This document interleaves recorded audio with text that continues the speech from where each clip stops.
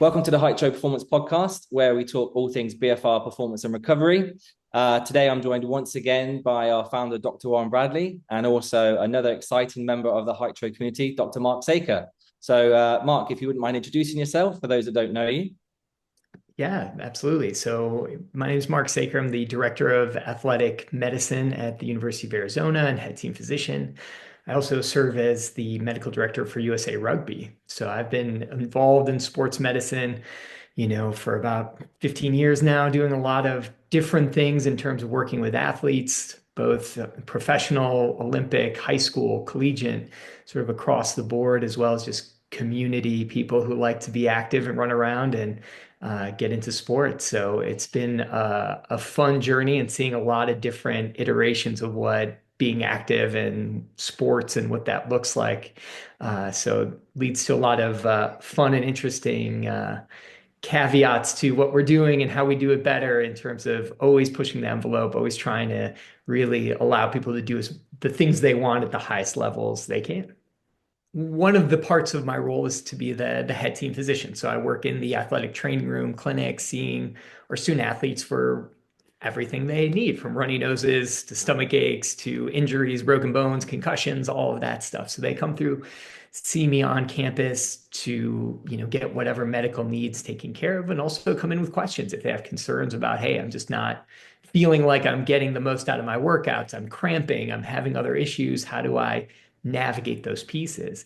And my role is to help work alongside their athletic trainers who are with them, or physios that are with them, from day to day, get them in with nutrition if they need to, talk with the strength coaches, work with the physical therapist, figure out what we need to do from those angles, work with our sports psych team that can work on the mental health resilience sort of team building side of it as well. So we've got a few different avenues where we surround our athletes with resources and try and give them the best opportunity, like I said, to be successful. And then the other part of my role is administratively, I oversee all those departments. So we work through all of the strategy on how do we want to approach the season, how do we work with the coaches, the administrators, the university itself to figure out, where we're really investing and where we're really putting our energies to provide that environment that's going to be the most productive for our student athletes, make it safe, make it effective, and ultimately try and win some championships. And it's more than one sport you cover. So, I mean, what are just a few of the hurdles you have trying to navigate all of that for multiple sports, multiple levels, multiple needs from it, with multiple roles that you deliver? Yeah, no, it's a team approach. It's really working, very closely multidisciplinarily across our, like I said, strength and conditioning, our coaches, our mental performance team, our sports psychs, all of the pieces of the puzzle that work closely together. So that's really a big part of how we can get that done across sports. But it's also understanding there's different demands for different sports. The football players are going to be, their nutritional demands are going to be different than our cross country runners. The timing of when they train and how they train is going to be much different. The basketball players with their schedule is going to be different than baseball players, where they go and they play the same team 4 days in a row. That's going to be a different dynamic than one night here, one night there, going across the country for a basketball schedule. So there's a lot of those pieces that become, intricate, puzzle pieces that need to get put together in the right way. Yeah, I'm gonna put one on the spot here. I just thought, just hearing you talk, I mean, you cover a lot of different sports, and you spoke there about different competitions and training schedules. Warren, I mean, you cover all sports, all marketplaces, all athletes on behalf of Hytro. What are we seeing are like some of the challenges around, yeah, teams that might play, games back to back, or teams that play week by week, or games that are really long or games that are really short. Like, how does that affect performance and recovery? Yeah, I mean, obviously there's different physiological demands of different sports, right? You have athletes going on for 5 to 10 minutes to fulfill a specific role. You have other athletes playing for 90 minutes straight in soccer, for example. So the demands are quite different, and it's understanding the physiology of that and actually understanding, is this more of a nutritional intervention we need to provide? Is it more of a recovery stimulus in other ways? So it's trying to build that picture of the type of athlete. It's kind of creating a puzzle, right, and putting the right pieces in. But yeah, without optimizing recovery, we're not going to put the best package out on the pitch. So recovery is absolutely paramount, and it does change from sport to sport and athlete to athlete. You even see kind of positional differences. So some athletes might prefer a certain type of recovery method to another athlete. So again, you've got to take perceptual or subjectivity into account for those people. So there's a lot of pieces to this very big puzzle, and I can only sympathize with Mark and his job and his role looking after potentially 1,000 athletes right across different sports and different levels. So yeah, I didn't really give you a hard and fast answer there, but basically it's just a very, very big puzzle, and you've got to find the right pieces to service your athletes. Yeah. One thing that Warren touched on there, and I think it sounds like it's something it does affect everybody, is the idea of travel. So, I mean, here in the UK, there's not a ton of travel. We're a very small country. Over in the States and at collegiate level, there's, a lot of travel, and we all know how that can affect performance. I mean, when it comes to like top performance, can you just explain why things like extensive travel is such a stressor and can affect these kind of things? Yeah, I think there's a few kind of issues at play. The way that I visualize sort of the importance of kind of recovery and really having that optimized performance is just thinking of it like our gas tank in our car. If you're closer to full, the better you're going to sort of perform. And you don't want to be running on fumes. You want to be as full as possible. So if we can continually fill that tank and keep it up at full as much as possible, that's going to be the best environment for our student athletes to minimize their injury risk, to be healthy and perform well, and to be able to tolerate that strain that they're experiencing from all these other external factors between their demands with their sport, friends, families, school, just not sleeping well, conflicting interests of, hey, I want to go spend some time with my friends and all those things and not do either school or sports, all those pieces. But that all takes a little bit out of that tank. And so if we can keep that tank as full as possible, that's going to benefit them. And what we see is that, a lot of these demands we can't necessarily take away, and there's only more being added. When we look at our football program specifically, they're traveling across the country. It's, even though they travel charter, it's a 4 or 5 hour flight sometimes to places that they're going. And that just takes a bit out of you. You're dehydrated being on the plane, you're tired, you're cramped. These, poor guys, they're 6'4" and they're sitting in a small like airplane seat and all of that for 4 or 5 hours with, maybe the middle seat open and then another 6'4" student athlete sitting right next to them. That's, just physically not the most comfortable place to be. And so all that takes a little bit out of you, and you're flying on a Friday, you have the game on Saturday. It's a quick turnaround. Your body's not quite ready. So all those little things we can do. And then, you're in a different hotel, you've got a different pillow, you've got a different routine, so as many of those things we can keep consistent and we can help navigate, that's going to take a little bit less out of the tank every time and let them be in that best, most primed, ready to go position, which I think is the thing that we can control out of all these variables, the most. And then the tough part is this is all like if everything goes perfectly. We've had plane delays where we've sat on the tarmac in this charter plane and all that for 2-3 hours, and we didn't even take off yet. And now we have to take that 4-hour flight, and it's rough. So being strategic, where do we create these gaps for naps during the day, during, fueling, what time should they be eating? What should they be eating? That all plays a big role, I think, in what we're trying to optimize and really give them the best chance to be the most successful. Yeah.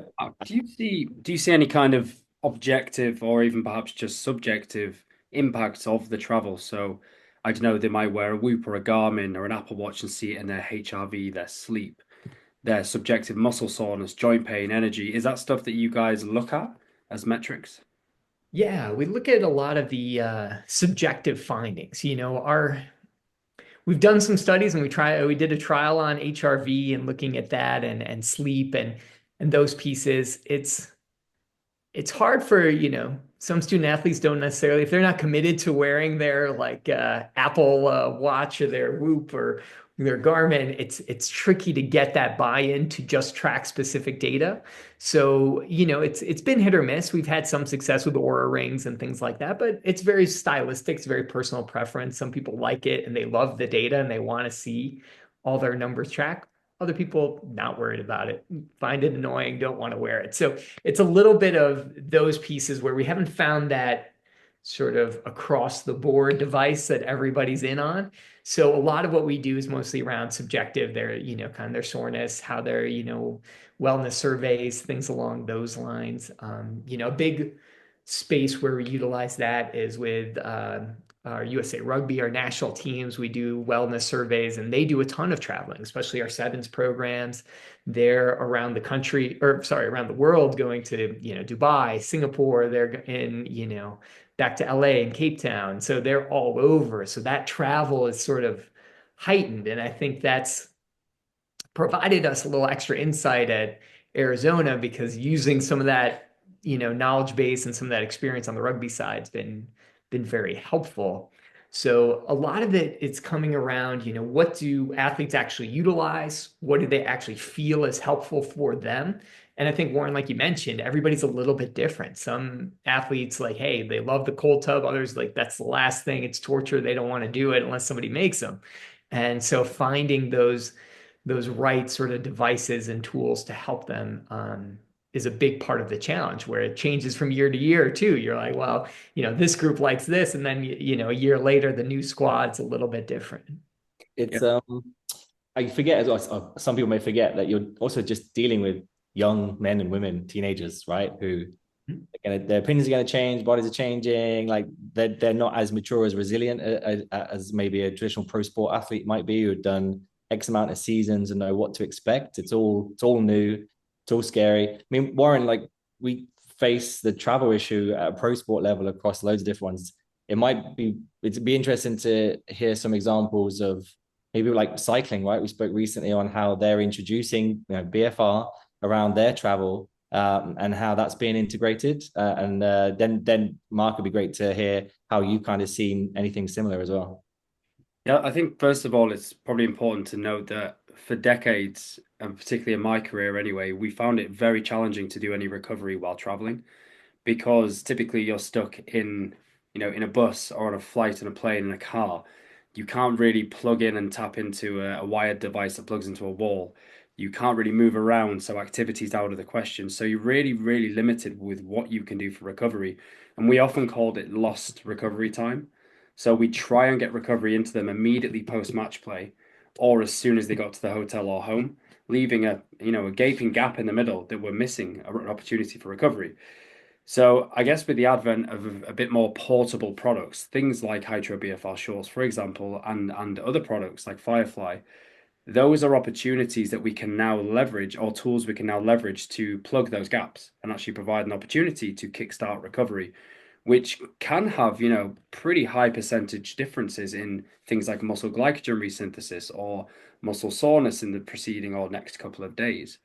So yeah, with Sudal Quickstep, for example, the BFR shorts or BFR 3 lots of 5 minutes with 2 minutes off passive recovery has become a massive go-to.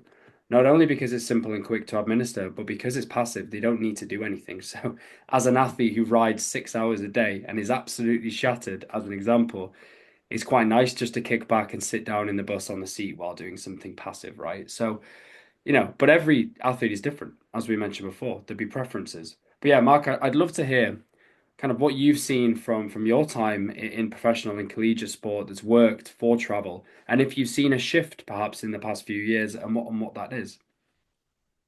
Yeah, I think the big thing, I think you're hitting right on the head, Warren, is some of the challenges with the airplanes and buses and all of those things of really getting that in. So a lot of times it'd be, all right, rush everybody, get into an ice bath before we leave the locker room and get out of the stadium, to now some other tools. Can we use a massage gun? Can we use some other treatments in the drive up to the airport, or to the different things that we can utilize and create a little space to find those recovery little windows wherever possible? To, I think, a big move was when we went to things like the Firefly, like you mentioned. That's again something you can utilize on the go in the airplane. That became sort of a mainstay over the last couple of years in terms of some of the travel components, and now that evolution and just the options are continuing to broaden, where we still have people that love the Firefly, we still have people that want to do their pneumatic boots and things along those lines, or the massage gun, and they find a corner in the airport and sit there at the gate and have their boots up, and they're fine. They're on their phone and doing okay. But as you mentioned, it can be hard to do that across a whole team. So it's really, that's a lot of equipment. If you're bringing, a dozen pairs of pneumatic boots, that can be a challenge. And game readies on the flight was another one, where the ice and, other sort of treatments that we could do. So I think as we've seen that evolve, it's like we said, different options, different opportunities for people. I think a piece that we've noticed, especially with on the rugby side, has been utilizing things like the Hytro shorts and the concepts around blood flow restriction for recovery in the tournament setting. So in rugby, especially, you're playing, especially sevens, you're playing 15-minute match. You may have 3 in a day. So you have a couple hours where you need to get a high value recovery, like I said, fill that tank as high as we can in that small window of 2 hours to get ready for the next match. And, of course, as the tournament goes on, the matches get more and more critical. And so that really puts a wear on you. So that's been something we've seen a lot of success with. And then also our tennis program has been a top level program at Arizona over the last couple of years. And they've really bought in and really enjoy it. So their players from day over day, when they're there for a 3-day tournament, they've seen that success in utilizing recovery strategies, like I said, specifically with Hytro and sort of massage guns and pneumatic boots and all those things. They've seen the combination of utilizing a couple of them throughout the team be successful. So that's, again, that recipe of how do we maximize this inefficiency of getting around places and needing a lot of equipment. Yeah, important for us to state as well that there's no one size fits all or one golden bullet, right, or silver bullet. Sorry. What it is really is we have efficacy behind a few different modalities used in right ways at different time points, and it's then down to the athlete to pick and choose what they want to use. I guess the benefit and beauty of what we have with Hytro is the versatility. It can be used in pretty much any of those environments and very easily and quickly. But it's not for everyone. Just like an ice bath is not for everyone. Not everyone wants to plunge into something freezing cold, but those that do really buy into it. So it's having that menu and suite of options, I think, is super important for an athlete to pick from. Yeah. And I think the important thing, Warren, on that note is having the opportunity to utilize these different things in an effective way. We have other things like saunas. It's just hard to put a sauna in a locker room or a training room, or infrared, that's great technology, but again, cost prohibitive. We'd love to have every player have a hyperbaric chamber when they go home, like to go sleep. That would be amazing from a performance standpoint, but truly, can we offer that in a broad sense? That's hard. I think it's very similar to when we look in the strength and conditioning performance space.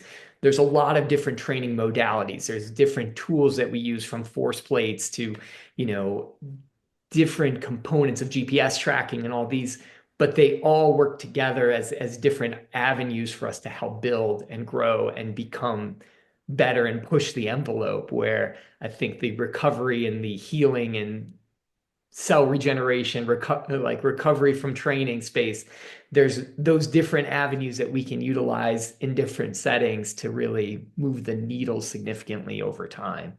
Not just one size fits all. There's not one size. If you just do 3 sets of 12 for a specific workout for your entire life, like that's not maximizing.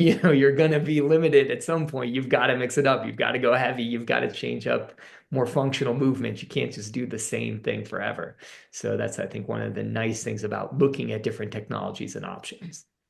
I think flexibility and variability is going to be more and more key in modern athletic performance. And what's been really interesting to see and hear from you, Mark, is how different sports and different athletes have picked up BFR.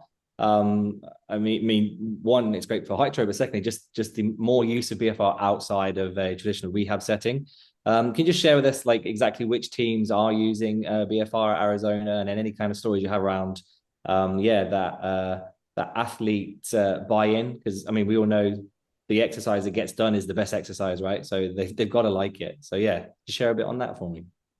Yeah, absolutely. I think the early adopters were our tennis program. Our men's tennis team adopted early about 2 years ago, and they loved it. Their head athletic trainer, Ben Crawford, is amazing. He's very into all the research and data around it. He identified Hytro early on. Was like, you know what? I think this could help our team.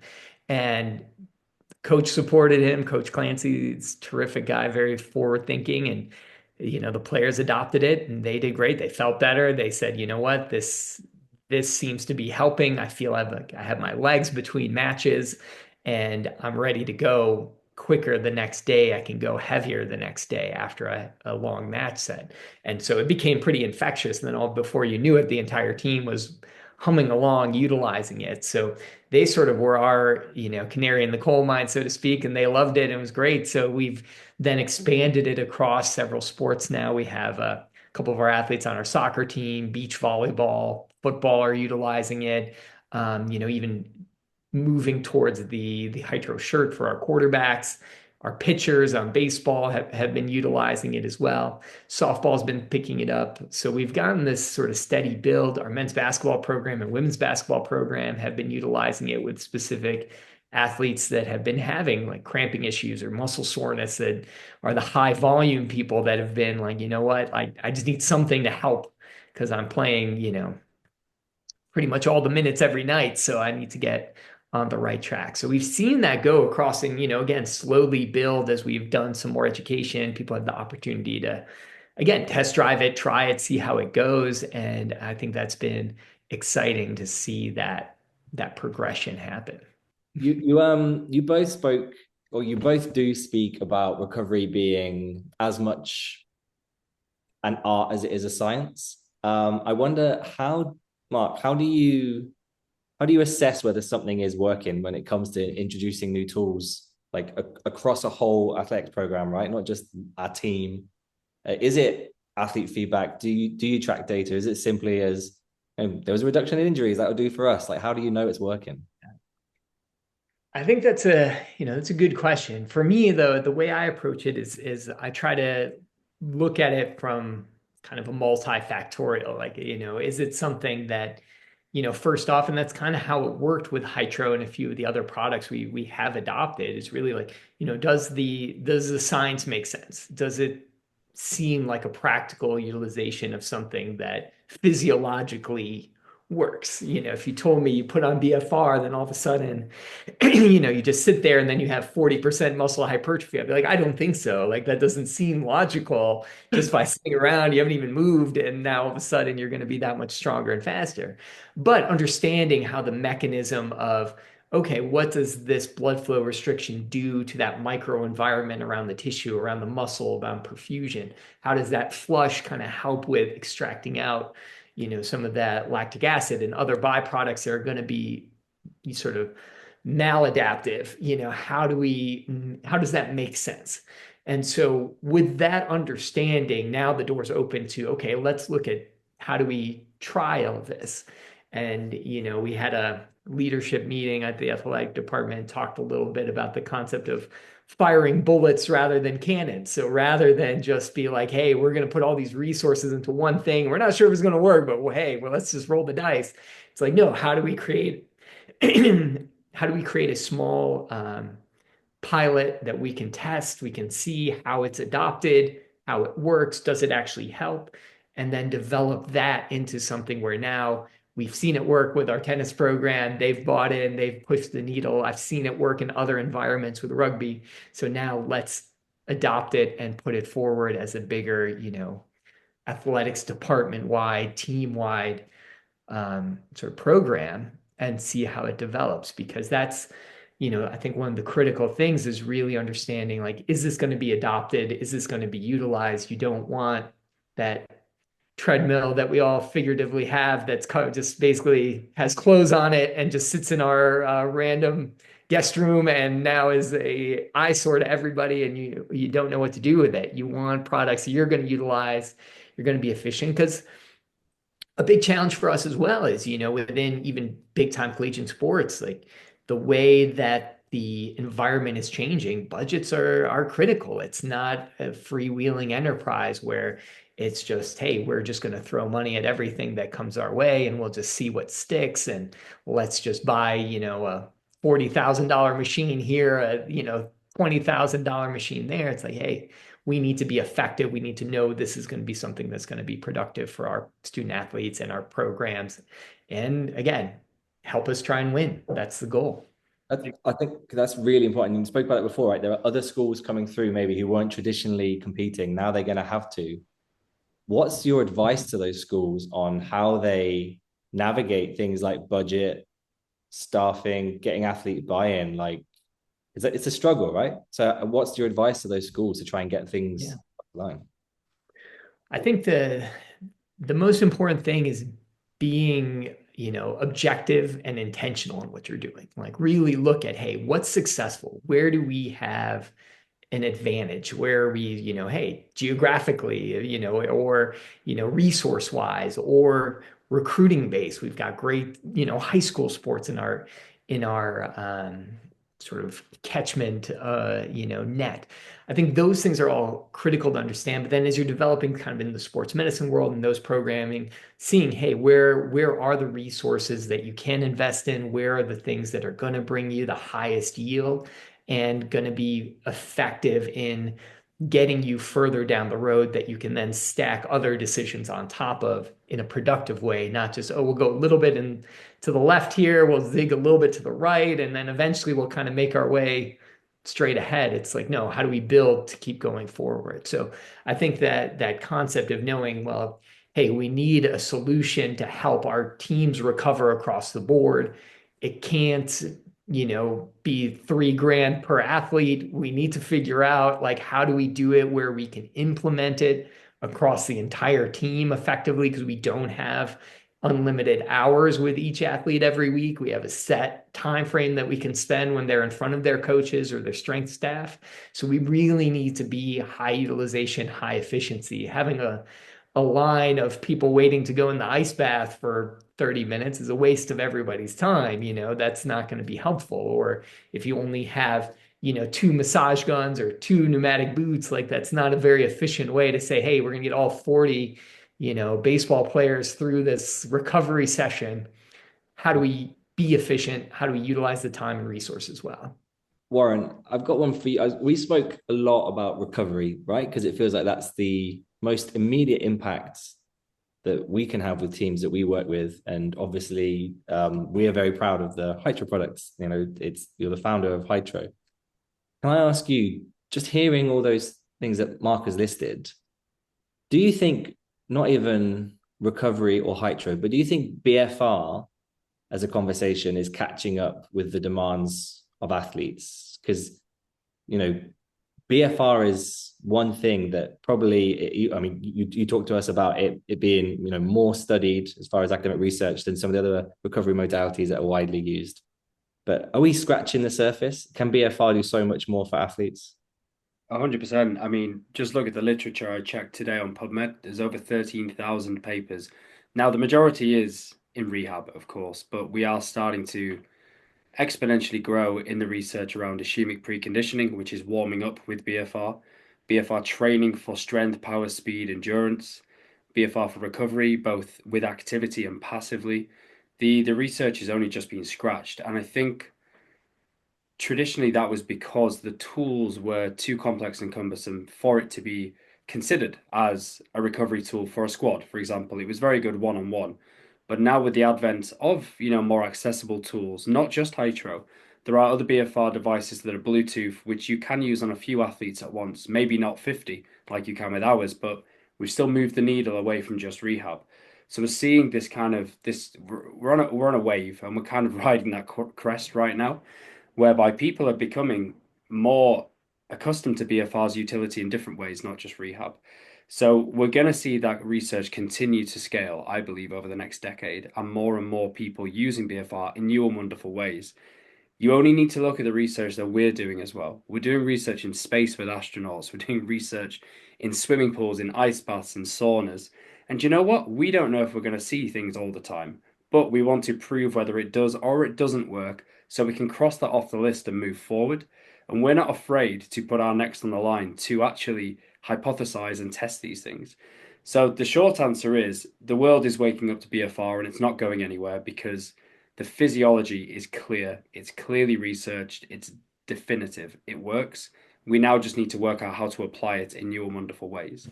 And that's what we're seeing. We're seeing coaches like Mark or directors of medicine like Mark position it with their coaches, and then they can go and test it in new and different ways.